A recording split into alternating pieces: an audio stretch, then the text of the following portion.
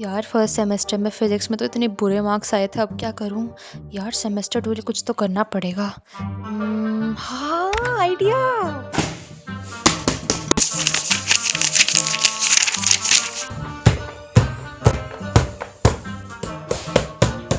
अच्छा लग रहा है।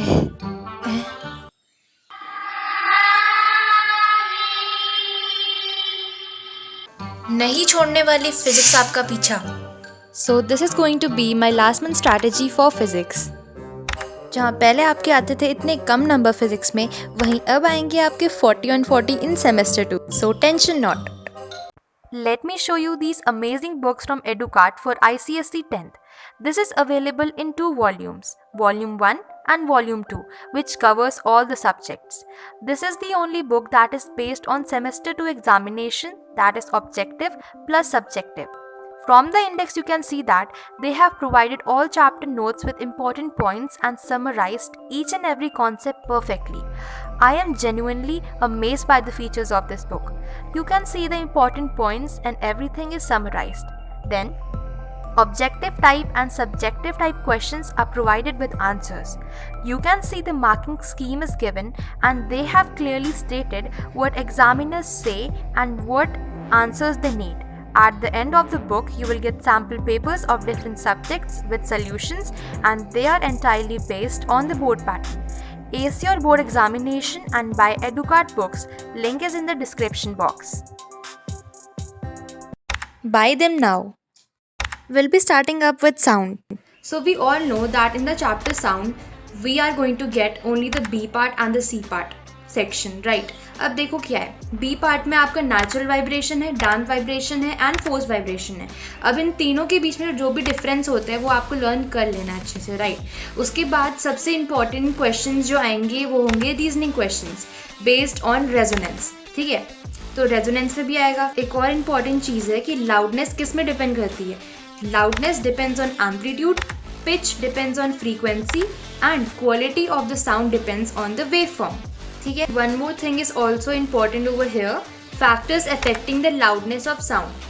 देखो, loudness is directly proportional to the square of amplitude. Second, loudness is inversely proportional to the distance from the source. ठीक है, to the square of the distance, right? अब third वाला है हमारा, loudness depends on the surface area of the vibrating body. Loudness depends on the density of the medium, यानी कि जितना ज़्यादा डेंसिटी होगा मीडियम का उतनी ज़्यादा लाउडनेस भी होगी। And lastly, loudness depends on the presence of resonant bodies. Now the difference between loudness and intensity can also come. Now a question can also come where the diagram is given and you just have to answer the question which are given. You can just have a look at this question. The next chapter is current electricity. अब देखो, current electricity में दो नहीं बल्कि तीन सबसे ज़्यादा important चीज़ें हैं। पहला है, आपको यूनिट अच्छे से याद करनी है। अगर आपको यूनिट याद नहीं होती है तो आप न्यूमेरिकल में क्या करना, जब भी आप न्यूमेरिकल सॉल्व कर रहे हैं तो उसके साथ साथ में यूनिट लिखते रहना, जिससे कि आपको ईजियर हो यूनिट लिखने में लास्ट में। सेकेंड आते हैं आपके न्यूमेरिकल्स एंड थर्ड आपके फार्मूलाज। फिजिक्स के फार्मूलाज बहुत ही इंपॉर्टेंट है, जैसे इसमें V इक्वल्स टू IR हो गया, W इक्वल्स टू QV हो गया। You all have to learn this, right? आप एक बार ग्राफ भी देख लेना, जैसे यहाँ पर IV ग्राफ है एंड इसमें VI ग्राफ भी है, ठीक है? अब देखो नेक्स्ट क्या है। देखो, एक होता है रेजिस्टेंस जिसका ऑपोजिट होता है कंडक्टेंस, लेकिन एक होता है स्पेसिफिक रेजिस्टिविटी जिसका ऑपोजिट होता है कंडक्टिविटी। और जो हमारा वोल्टेज ड्रॉप होता है, it is represented by small v, but talking about the terminal voltage of a cell, it is represented by capital V, okay? And the most important Ohm's law, जिसका formula होता है V equals to IR। तो आप उसी से बना सकते हैं कि the current flowing in a conductor is directly proportional to the potential difference applied across its end, provided that कि physical condition and the temperature of the conductor should remain constant. इसमें कीवर्ड्स क्या है, current है वो directly proportional है potential difference के, ठीक है? एंड इसमें दो कंडीशंस होती है। पहले तो फिजिकल कंडीशन इसमें सेम होनी चाहिए, कांस्टेंट होनी चाहिए, and also the temperature should also remain constant, ठीक है? And one more important thing is there, देखो याद कर लो, हाई मेल्टिंग पॉइंट होता है टंगस्टन का जिसकी हाई रेजिस्टिविटी भी होती है, एंड लो मेल्टिंग पॉइंट होता है हमारा alloy of lead and tin. और उनकी हाई रेजिस्टिविटी होती है। But talking about nichrome wire, उसकी हाई मेल्टिंग पॉइंट भी होता है एंड हाई रेजिस्टिविटी भी होता है, ठीक है। And the most important thing जो मैंने आपको बताई दी है, resistivity remain same but resistance changes. अब आते हैं हम पैरेलल एंड सीरीज में, ठीक है। अब इसमें क्या है, जब भी आपको the combination of resistors in series, आपको सिंपली प्लस कर देना है अगर आपको कोई सा भी वैल्यू दे। फॉर एग्जाम्पल इस डायग्राम में आपको दिख रहा होगा R1, R2 एंड R3। इसमें अगर आपको रेजिस्टेंस फाइंड करना है तो आपको सिर्फ एक चीज़ करनी है, R1 plus R2 plus R3। But in the case of combination of resistors in parallel the case is totally different.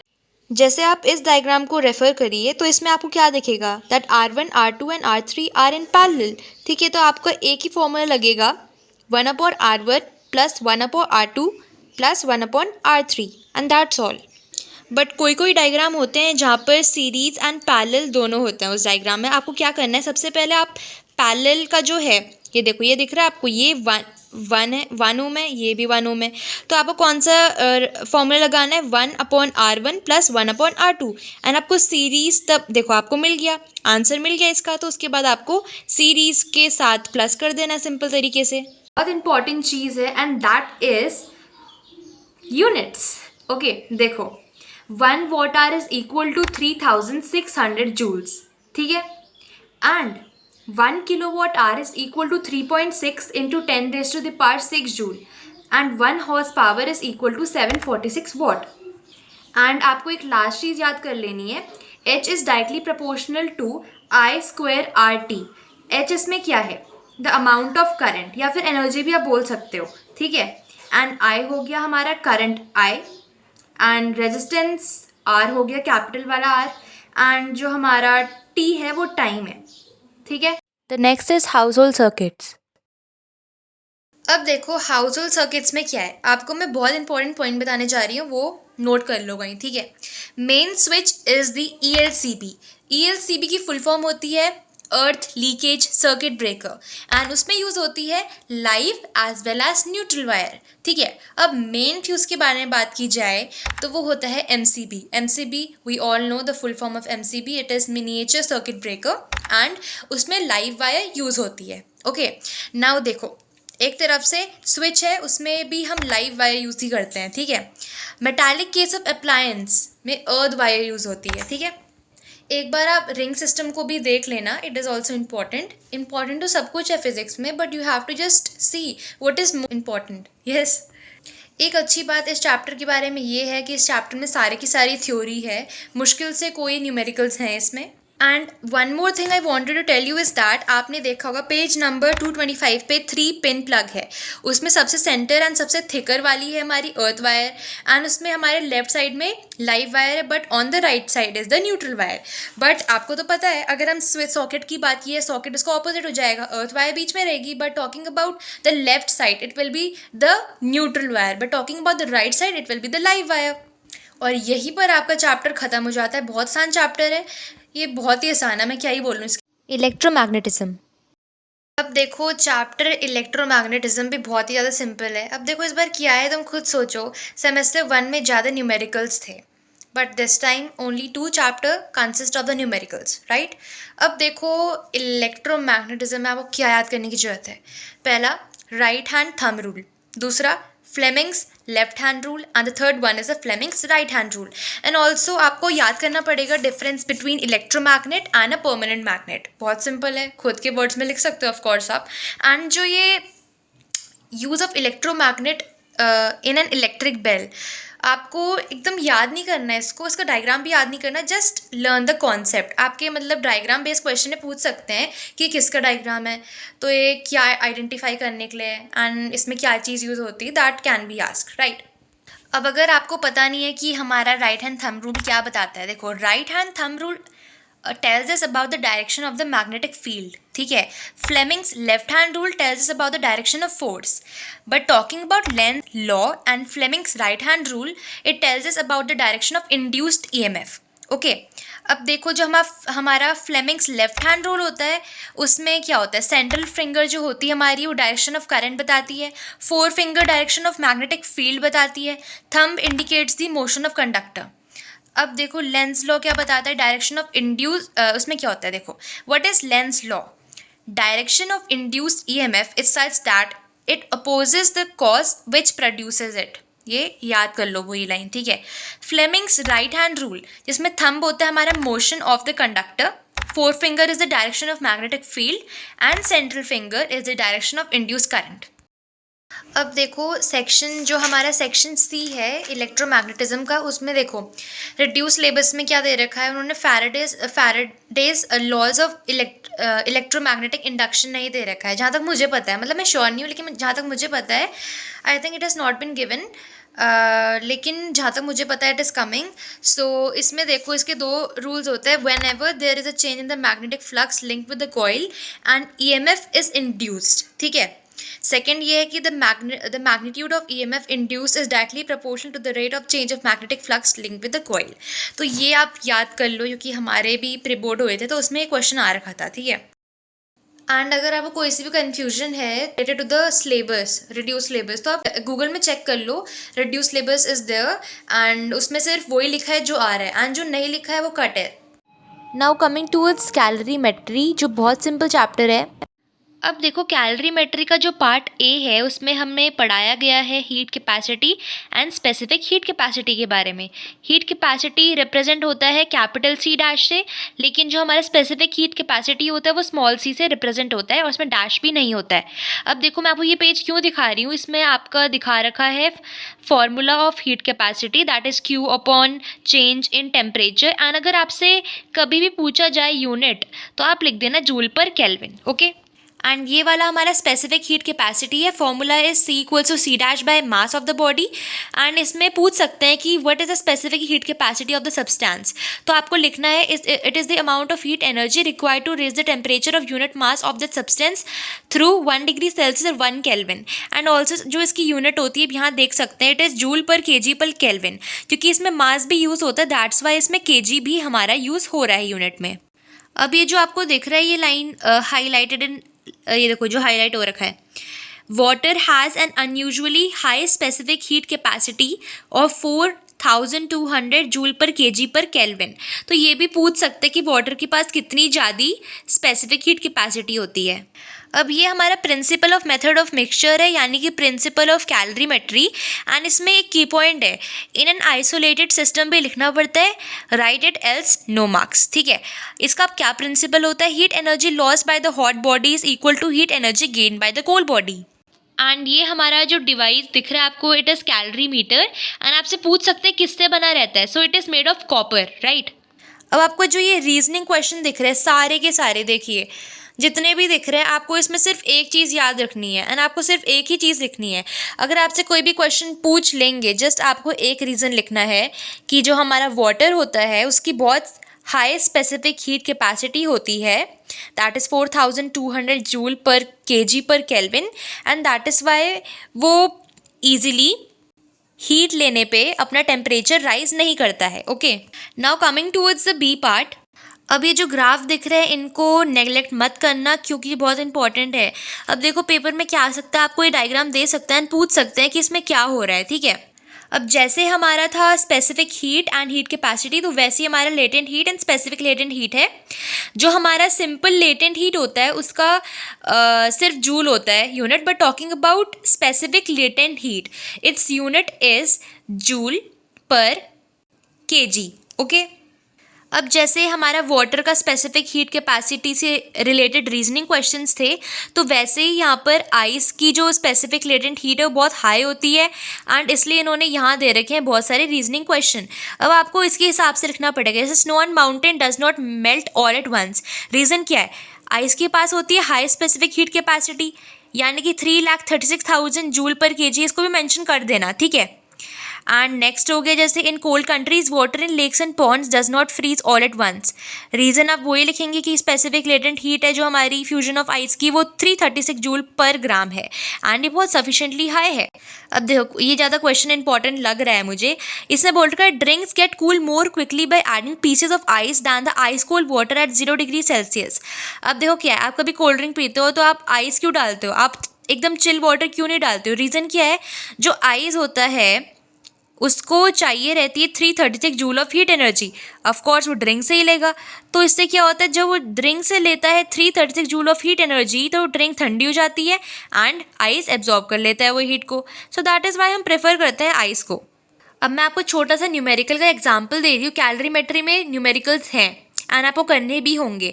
अब देखो अगर आपसे क्वेश्चन ऐसा पूछ लिया कि आपको amount of heat energy require find करनी है, जिसमें आपको दे रखा है ग्राम, मास दे रखा है आइस का, टेम्परेचर दे रखा है एंड वाटर बता रखा है कि वो वाटर में चेंज हो रहा है 20 डिग्री सेल्सियस में, and specific heat capacity and specific heat capacity of ice as well as water is given. And ये जो दिख रहा है SLH, ये है specific latent heat fusion of ice. ठीक है, सब कुछ मेंशन कर रखा है। आपको एक चीज़ याद रखनी, ध्यान से सुन लो।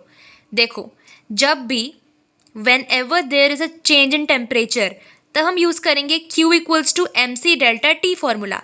यहाँ पर टेम्परेचर चेंज हो रहा है कि नहीं, देखो टेम्परेचर चेंज हो रहा है, so will be using this formula. लेकिन अगर there is a change in state, that is अगर हमारा स्टेट चेंज हो रहा है, आइस टू वाटर चेंज हो रहा है, then the temperature will remain constant, यानी कि 0 degree Celsius ice will change to 0 degree Celsius water. ठीक है, एंड जब भी आपका स्टेट चेंज होगा यानी कि आइस टू वाटर चेंज हुआ तो हमने ML क्यों लिख रखा है, because state change Q is equal to ML। Okay, radio activity.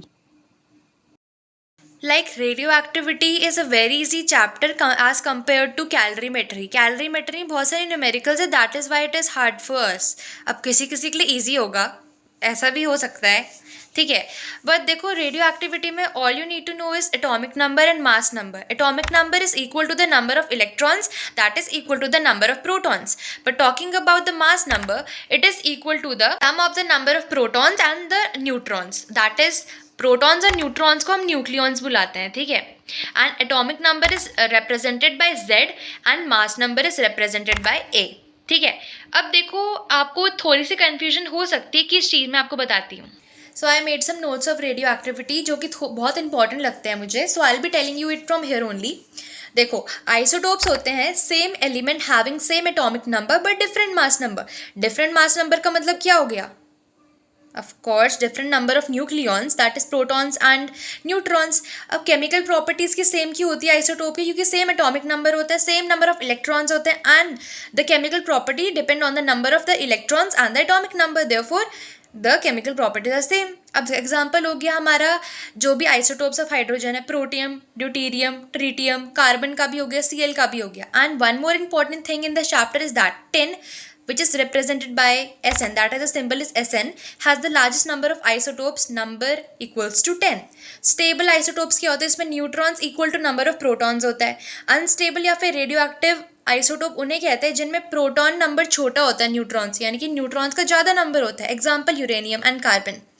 Isobars क्या होता है, different element same mass number but different atomic number, यानी कि ये पूरा आइसोटोप का उल्टा है आइसोबार। ठीक है, आइसोबार में सेम नंबर ऑफ न्यूक्लियॉन्स होता है लेकिन different number of protons and neutrons and different number of electrons भी होते हैं। एग्जाम्पल हो गया Na1123, Mg1223, C614 and N714। अब मिरर आइसोबार्स क्या होता है, वही होता है। एग्जाम्पल Na1123 और Mg1223 को ध्यान से देखो, लिख दो अपनी नोटबुक में और तब ध्यान से देखो क्या है इनके बीच में, कुछ तो रिलेशनशिप है इन दोनों के बीच में, और वो ये है कि वो मिरर आइसोबार्स है, यानी कि जो उनके नंबर ऑफ प्रोटॉन्स और न्यूट्रॉन्स है वो इंटरचेंज हो रहे हैं। आइसोटोन्स क्या होते हैं, different mass number as well as atomic number but same A-Z, but same difference between the atomic number and the mass number. ठीक है, यानी कि different number of protons, different nucleons but same neutrons. Example वही Na और Mg का हो गया, and Ca का हो गया। अब हम उसके बाद पढ़ते हैं अल्फा पार्टिकल के बारे में, बीटा पार्टिकल के बारे में और उसके बाद गामा रेडिएशंस के बारे में। अब देखो मैं आपको हर चीज़ तो बता नहीं सकती, स्ट्रैटेजी वीडियो है क्योंकि। You can see this table, अगर आपको इस टेबल से याद करना आप इससे याद कर सकते हैं, लेकिन एक और मैं आपको चीज़ दिखाना चाहूँगी। आपको ये दिख रहा है नोट जिसमें मैंने नोट लिखा है, तो आप बस इसका स्क्रीनशॉट ले लो। यानी कि डिफ्लेक्शन या डेविएशन पूछा जाए तो इन देखो गामा में कोई डेविएशन नहीं होती, बीटा में ज़्यादा यानी कि मोस्ट डेविएशन होती है, लेकिन जो अल्फा होती है उसमें कोई डेविएशन नहीं होती है, मतलब लेस होती है लेकिन बहुत लेस होती है। पेनिट्रेटिंग पावर अल्फा की सबसे कम होती है, बीटा की ठीक ठाक होती है, but talking about gamma it has the most penetrating power. Ionising power में अल्फा बोलता है भाई मैं तो सबसे हाईएस्ट हूँ, बीटा हाई होता है एंड गामा इज अगेन लो। ठीक है, ये टेबल का स्क्रीनशॉट ले लो। अगर आप अपने पेज नंबर 300 में देखेंगे आप बोलेंगे ये क्या दे रखा है, मुझे तो कुछ समझ में ही नहीं आ रहा है। कभी आप समझने की कोशिश करेंगे तभी तो आएगा आपको। देखो आपकी बुक में अल्फा के लिए ये टेबल दी है, बीटा पार्टिकल के लिए ये टेबल दी है एंड गामा रेडिएशंस के लिए ये टेबल दी है। तो इन सिंपल वर्ड्स वो क्या बताना चाह रहे हैं, वो ये बताना चाह रहे हैं देखो जब भी अल्फा एमिशन होता है उसमें जो हमारा एटॉमिक नंबर होता है it decreases by 2 and mass number decreases by 4। Beta emission होता है उसमें जो एटॉमिक नंबर होता है it increases by 1 and mass number में नो चेंज होता है, लेकिन न्यूट्रॉन डिक्रीज करते हैं 1 से, ये ज़्यादा मैटर नहीं करता। अब देखो गामा एमिशन में क्या होता है, there is no change in the atomic number and not even in the mass number। Simple. अब आप ये करेंगे तो आपको पता चल जाएगा। By the way radio isotope से एग्जांपल मैंने दे रखे, भी रीड कर लो। अब ये सारे इसके आंसर मैंने लिख रखे हैं, आपको जरूर आ जाएंगे अगर आप इस टेबल को ध्यान से देखेंगे। तो that was all for the video guys. ये थी मेरी सेमेस्टर 2 की फिजिक्स की strategy, maths I am saying, physics की स्ट्रैटेजी थी। बहुत सिंपल है सारे चैप्टर। न्यूमेरिकल्स आपको कैलोरीमेट्री में थोड़ा ध्यान देना है, बाकी करंट इलेक्ट्रिसिटी आप देखेंगे आपको होगा कि इसमें सिर्फ फॉर्मूले लर्न करने हैं एंड उसके बाद हम खुद से कर सकते हैं। ठीक है, बस सीरीज और पैरेलल वाले न्यूमेरिकल्स में आपको थोड़ा ध्यान देना पड़ेगा। Okay, so thank you, bye. No wait, the target is 100 likes and I'll be making more videos, nice videos like these.